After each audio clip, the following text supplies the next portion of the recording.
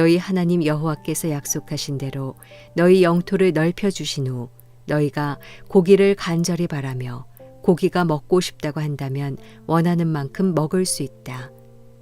만약 너희 하나님 여호와께서 그분의 이름을 두려고 선택하신 그곳이 너무 멀다면 내가 너희에게 명령한 대로 너희는 여호와께서 너희에게 주신 소와 양을 잡아 너희 성문 안에서 너희가 원하는 만큼 먹을 수 있다. 그것들을 노루나 사슴처럼 먹되 부정한 사람이나 정결한 사람이나 다 먹을 수 있다. 그러나 피는 먹지 말아야 함을 명심하라. 이는 피가 생명이기 때문이다. 너희는 고기와 함께 생명을 먹어서는 안 된다. 피는 먹어서는 안 되며 물처럼 바닥에 쏟아부으라. 내가 피를 먹지 않고 여호와 보시기에 옳은 일을 하면 너희와 너희 자손들이 잘 될 것이다. 그러나 너희가 바치는 것들과 너희가 드리겠다고 약속한 것은 여호와께서 선택하신 곳으로 가지고 가라. 너희 번제물을 너희 하나님 여호와의 제단 위에 고기와 피와 함께 올리라. 너희 희생제물의 피는 너희 하나님 여호와의 제단 곁에 쏟고 너희는 그 고기를 먹으라. 삼가 내가 너희에게 주는 이 모든 율례들을 지키라. 너희가 너희 하나님 여호와의 눈앞에 선하고 옳은 일을 하면 너희와 너희 후손들이 항상 잘 될 것이다. 너희 하나님 여호와께서 너희가 침입해 빼앗을 땅에 사는 민족들을 너희 앞에서 없애시고 너희로 그들을 쫓아내고 그들 땅에 정착하게 하실 때 그들이 너희 앞에서 멸망한 후에라도 너희가 정신이 흐려져 그들의 신들에게 물으며 이 민족들이 자기 신들을 어떻게 섬겼을까? 우리도 똑같이 할 것이다 라고 말하는 일이 없도록 조심하라. 너희는 너희 하나님 여호와를 그들의 방식대로 섬기지 말라. 그들은 자기 신들을 경배하면서 여호와께서 미워하시는 온갖 가증스러운 짓들을 행해 자기 아들 딸들까지 불에 태워 그 신들에게 희생물로 바치고 있다. 너희는 명심해 내가 너희에게 명령하는 모든 것을 실행하고 그 가운데 무엇이든 더하거나 빼지 말라. 1월 26일 금요일 아침 기도를 시작하겠습니다. 하나님의 귀한 자녀인 여러분에게 오늘도 하나님께서 이 아침에 말씀을 허락하십니다. 그 말씀을 붙들고 여러분이 이 하루를 시작할 때 하나님께서 말씀 가운데 하나님의 음성과 하나님의 마음을 허락하실 것입니다. 우리가 말씀을 통하여 하나님의 음성을 귀 기울여 듣고 이 하루를 믿음으로 소망하며 시작하기를 원합니다. 오늘은 신명기 12장 20절에서 32절까지의 말씀을 함께 여러분과 나누기 원합니다.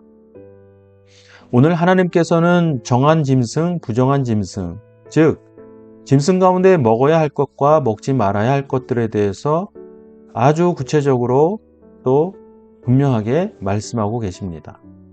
우리가 이런 내용에 대해서는 이미 여러 번 들은 바가 있습니다. 그러나 여러분 이것이 이제 신약을 통하여 예수님을 통하여 이 모든 기준이 이제 자유함 가운데로 나아갔다는 것을 알고 있죠. 그럼 지금도 우리는 여러 가지 고기들을 우리가 자유롭게 또 먹을 수 있지 않습니까? 자, 그러면 우리가 이렇게 한번 오늘 말씀을 통해서 생각해 보면 좋겠습니다. 하나님께서 왜 이스라엘 백성들에게 이러한 기준들을 주셨을까? 어떤 짐승은 먹어야 하고 어떤 짐승은 먹지 말아야 한다라고 말씀하셨을까? 그냥 우스갯소리로 이스라엘 백성들의 건강을 생각하셔서 그렇게 말씀하셨을까? 전혀 그렇지 않지요. 자, 여기 앞에 붙은 수식어가 중요합니다. 짐승은 동일하나 정한 짐승과 부정한 짐승입니다. 이 기준을 주신 이유는 인간은 이 정한 것과 부정한 것에 대하여 영적으로 분별하기가 어려운 존재라는 사실입니다. 저도 이것을 인정합니다. 영적으로 이것을 분별하는 것이 너무나도 어렵습니다.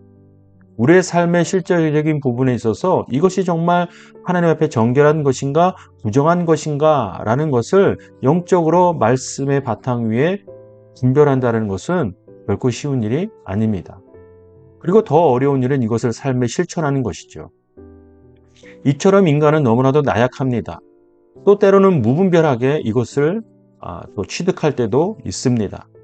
우리가 이것을 구별하지 못한다면 그저 이것이 나에게 좋은지 나쁜지, 해가 되는지 이득이 되는지 모르는 상태로 그저 탐욕 가운데 이것을 취하게 된다는 사실이지요. 자, 그러면 왜 하나님께서 이들에게 이러한 기준을 주시면서 이것을 훈련하도록 하셨을까? 이스라엘 백성들이 어떠한 존재인지를 생각해 보면 하나님의 계획을 알 수 있습니다.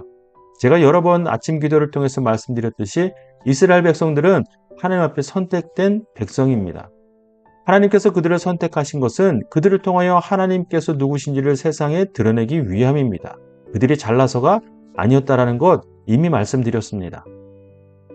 그러니 그들은 하나님께서 보시기에 마땅한 그리고 세상에서 보기에 합당한 정결한 모습을 유지해야 합니다.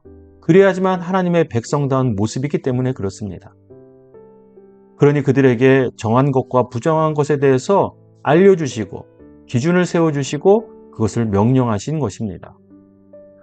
그렇다고 한다면 현대를 살고 있는 우리에게도 말씀을 통하여 우리 스스로가 우리에게 그 기준을 주어야만 합니다. 어떤 것이 하나님께서 기뻐하시는 정결한 것이며 어떤 것이 하나님이 미워하시는 부정한 것인지를 말씀에 근거하여 우리가 생각해 보아야 한다는 사실입니다. 그것을 우리에게 명령하십니다. 그래야지만 세상은 우리를 통하여 정말 정결하신 하나님을 발견하고 만날 수가 있는 것입니다. 가장 쉬운 예로 여러분 우리가 세상의 어떤 희락과 또 세상의 어떤 유흥을 즐기는 것을 세상은 결코 정결하다고 보지 않습니다. 또한 우리 스스로도 말씀에 근거하여서 그것이 영적으로 정결하다고 우리가 판단할 수 없습니다. 그러면 하나님께서 우리에게 원하시는 것이 무엇일지 우리는 단번에 알 수 있습니다. 오늘 그러한 삶을 살아가기를 원합니다. 나를 의롭게 드러내는 것이 아니라 나를 통하여 하나님이 드러날 수 있는 증거될 수 있는 그 삶. 그러니 나는 이제 정결한 삶을 선택합니다. 살아가겠습니다. 분별하겠습니다. 라고 고백하는 저와 여러분이 되기를 바랍니다. 그런 오늘 하루를 하나님께서 기쁨으로 받으시고 또 칭찬하실 줄로 믿습니다. 이제 각자 주시는 하나님의 말씀을 묵상하고 오늘 하루를 기대하고 의탁하며 함께 기도하는 시간을 갖도록 하겠습니다.